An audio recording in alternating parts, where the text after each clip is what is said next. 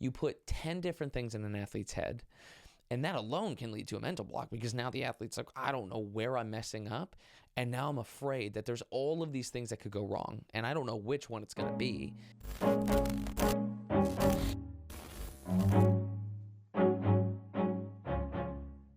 What's up, everybody, and welcome back to another episode of Bonde on Cheer. My name is Bonde, and here we have honest conversations about coaching, business leadership, and long-term athlete development in cheerleading. Whew, been saying that so many times, it literally just flows. I don't even think about it, which is crazy. It's just like, bleh, just right off. Every stunt and every tumbling skill can be broken down into 5 main elements, what I call the big 5. If a skill isn't hitting or a skill isn't landing, then one of these 5 elements is breaking down. I would like to introduce you all to the big 5, a method that we have developed to help simplify coaching, or at least provide some sort of map. So it isn't this crazy throwing stuff at the wall to see what sticks kind of approach that just leaves athletes burnt out, coaches burnt out, everybody's frustrated. Again, we get very emotional. Cheer's been known to be a very emotional sport, and I think that we can help that by the way that we approach as athletes and as coaches and as parents, the way that we approach the world of cheerleading. So the big 5, we have shapes, speed, timing, pressure, and placement. Not in any particular order. So this is a really useful tool for coaches to use to allow athletes to also understand the language of coaching. A great coach is somebody that helps identify where skills breaking down. Then they figure out why. Then they communicate to an athlete how to apply corrections and drills. So we have a rule of thumb that we like to use that's called the 3-attempt rule. This has been super helpful for athletes across the board, regardless of what the struggle is. It's where you give an athlete a correction, you let them attempt the skill 3 more times, whether it's a stunt, whether it's a tumbling pass, then you rephrase the correction or you provide a drill.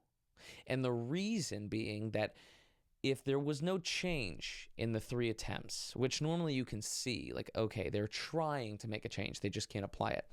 But if they still didn't land or they still didn't hit the skill, then rephrasing or drilling allows you to fix one of 2 issues.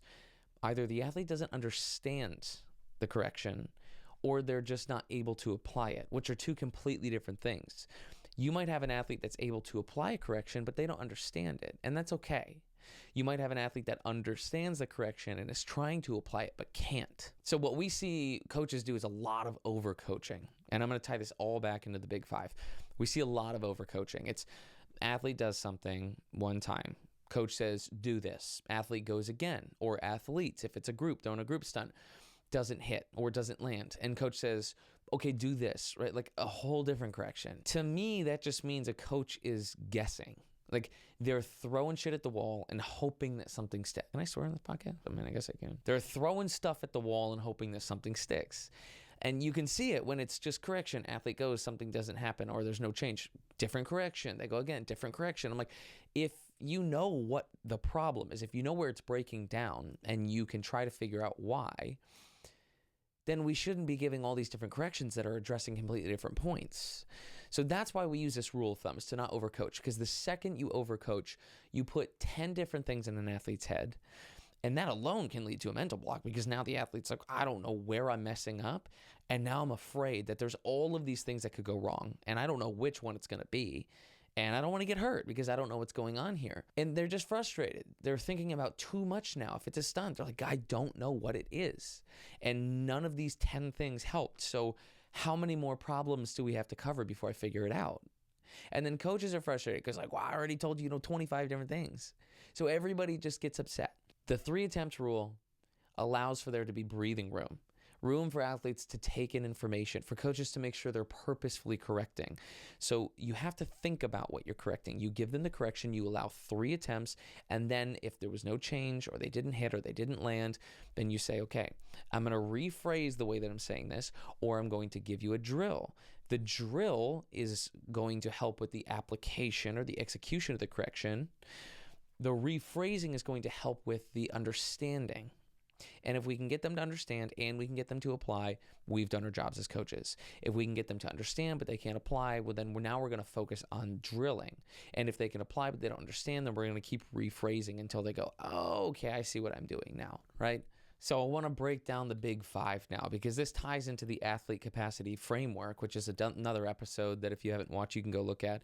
But the tricky thing about corrections in the Big Five is that they're all intertwined and they're entangled. So it's one or more, and it could be all of them, which if we're there, then we probably need to regress skills. Because typically if you follow proper progressions, which is why people always say progressions are key, if you ever wondered why progressions are key, it's because of this. It's because the Big Five, we're allowing ourselves to progress at a rate where we hold on to all of these things, right? The shapes, the speed, the pressure, the timing, and the placement. Let's start with number one, shapes. If you've been coaching for any amount of time, if you've been an athlete for any amount of time, you've probably heard about shapes. When athletes tumble, when they stunt, they're creating shapes with their body. Now, this is more common in tumbling, but as we start to see the sport of stunting like intertwine more tumbling elements with rewinds, full twisting rewinds, round off ups, back handspring ups, front handspring ups, all of that, all the elite level skills, you're seeing a lot of similarity and crossover. So those who understand the shapes of tumbling typically pick up these stunts better. But it's all shapes. It's all the same. Bases have shapes as well, right? Picture teaching somebody a QP line. When a guy's learning how to do a QP, you teach them how to step into their QP line, which means that, their right or left hand, whichever QP they're doing, that same leg has to be forward so that they're creating one line from their palm all the way down to their foot, which is on the floor. And that line is called the QP line, but it's a shape. And then for flyers, flyers who are doing rewinds, they have to be able to hit the proper shape to be able to rotate at the proper speed and time to hit to the top, right, in a clean fashion. Tumbling, of course, shapes are everything. All you're doing is essentially throwing your body into different shapes at different times, and that's a tumbling pass. So shapes are what everything should be doing in the shape of the body at a certain point in time for a tumbling pass or a stunt. And this is something that you have to develop over time. There's an understanding, there's an application, drills help with shapes, spotting helps with shapes. There's all kinds of different ways that you can help with shapes. So those are shapes, body positions, right? Then we have speed. Now, speed is simply the rate of movement. So an athlete could be doing a tumbling pass, hitting all the right shapes, but they're still moving a little bit slow. And there's a number of reasons that could be happening. But speed is just the rate at which we were moving. You could have a stunt that's happening, right? Like you've seen a slow full up or a slow back handspring up. Any one of these skills that might be slow, that's the speed. Now speed, and I always tell people this, speed, I didn't go to school for any sort of engineering. And I always ask, do I have any engineers here when I coach? And everybody's just like, no. I'm like, good for y'all. I'm just kidding to all my engineers. But there's an equation. The equation for power is like the ability to move mass over a certain period of time, right? So how quickly can you move mass? That's power. And so our speed, the rate at which we move in a stunt and a tumbling pass, is directly related to our ability to produce power. And in cheerleading, we know power is super important. So the speed of a skill, whether tumbling or stunting, is very, very important and very much one of the ways in which we see skills break down all the time. Pressure is simply where we are putting our weight in our base's hands and our flyer's feet, in the floor, on dead mat, on tumble track, on rod floor, all of it. Where is the pressure in our hands and feet and hips during a skill? So when we apply that force, one thing that happens, this is Newton's third law, literally being played out in real time. So every action has an equal and opposite reaction. So we see skills break down because the wrong pressure, like the force applied at the wrong time in the wrong way, is creating a problem that's twofold. Not only was it incorrect, but now we have an equal and opposite reaction that is going to drive things forward even more. So that's why you see a lot of times skills go crazy, whether that is a tumbling pass that punches off the ground and goes wild, or a stunt that goes from one panel to the next. A lot of the times that's going to be pressure, because where we drive through a fly or where we're pushing into our base is going to dictate where the stunt's going to go. And we have another one of the big five called placement, which honestly we'll just dive right into that one. Now, placement is different than pressure because pressure boils down to where exactly is the force being applied, right? So when I'm tumbling, we always tell athletes, what part of our foot do we tumble in, right? The ball of our foot, right? Our toes, ball of our foot. We don't want to tumble in our heels. We all know that is low, slow tumbling, right? So that's pressure. Pressure where specifically? Where in the hand? Where in the palm? Placement. Where am I putting my feet and my hands and my hips in relation to the rest of my body or my group? So it's also not to be confused with shapes. because the shape is the shape of a skill. So if an athlete is kicking into a front handspring up and has a really good handstand shape, a really good front hand shape, but their hands are really far from the group, that's poor placement in the flyer's hands on the ground in relation to their group. Tumbling. The pressure needs to be in the balls of the feet. We might have pressure in the balls of the feet, but we're placing our feet directly underneath us or behind us in a round off, so we can't go backwards into our back handspring. Makes sense? So placement is where our feet, hips, and hands only. Shapes cover shoulders, head, knees, ankles, all of it. But when we talk about placement for right now, and this is where we're developing these things in real time, so to our knowledge and the way that we've applied this philosophy, the feet, the hips, and the hands are what we're referring to when we talk about placement.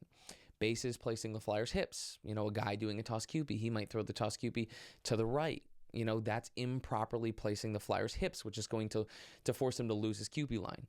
So now because of his improper placement of the flyer's hips, he can't keep his shape. And that's where these things start to all sort of blend together. And pressure here might be impacting timing here. And before I get too deep into that, we have to cover our last one, which is going to be timing. Timing is more relative. So you could be doing a slow full-up as a group. The full-up is slow, so it lacks power, and you can tell, but the timing is good. The group is moving collectively slow, right? Or a partner stunt couple is doing a toss hands, and it's very low, or toss extension is very low. They're together, but they're both moving slow, so we need to speed them both up. But it's not a timing issue, it's a speed issue, right? The same thing with tumbling. We might have good timing if we're doing a whip, right? We might have really good timing with when we snap our feet to the floor and when we actually are reaching back, or when we're pulling our toes over out of the whip and setting our arms to be able to perform whatever skill we're doing, a tuck or a full. So timing can be on within a certain context, right? When there's another problem that's off. So if something looks slow, it might not be timing, it might just purely be speed, the rate at which we're moving. But the timing is good because we're together. And the timing of our feet hitting the floor and us sending our shoulders back is good in our tumbling pass, right? And when we're coaching, when something starts breaking down, you got to zoom in. We're talking about shape, speed, pressure, timing, and placement. It's going to be one of those 5 things. But the other thing that we need to look at is the athlete capacity pyramid and say, okay, do we understand this skill, right? Is the pressure off because we don't understand where to apply the pressure when? If we do understand, then the technical capacity is sound, then we need to troubleshoot down mental capacity. Do we have the confidence that we know when to apply pressure at the right time, or how much pressure to apply where and when, right? Do we have the confidence? Do we have that mental capacity could keep us from being able to unlock our technical capacity. And if the mental capacity is good, I feel like I know what I'm doing, then maybe it's the physical capacity. Maybe we don't have the strength to apply enough pressure or apply enough pressure for long enough without getting pushed out from underneath the stun. Maybe we're just not strong enough. So we get to use both of these things, the big 5 to identify what's breaking down. That why is typically going to fall within the athlete capacity pyramid. We're breaking down somewhere. One of these 5 elements is breaking down because of something within the athlete capacity pyramid, the technical, mental, or physical capacity of the athlete or athletes, right? So if pressure is off because the timing is off, or timing is off because the speed is off, we normally are seeing that the speed is off because of our technical, mental, or physical capacity. Does that make sense? This has more just been the coaching philosophy that we use and have adopted and share with our coaches and implement. But to actually sort of boil it down and communicate it is proving to be difficult, but in a good way, because it is complicated. But when you understand this and you develop these roadmaps, you get to use these over and over and over again, and you typically start to spot the patterns as to where athletes are falling into the big 5 and then what the root causes of the big 5 breaking down are. We see a lot of the big 5 breakdown in the physical capacity in cheerleading because this is a sport where there's not a whole lot of focus put on the physical capacity. So we see a lot of things with pressure and speed and timing and placement, all of that breaking down because the athletes lack the physical capacity.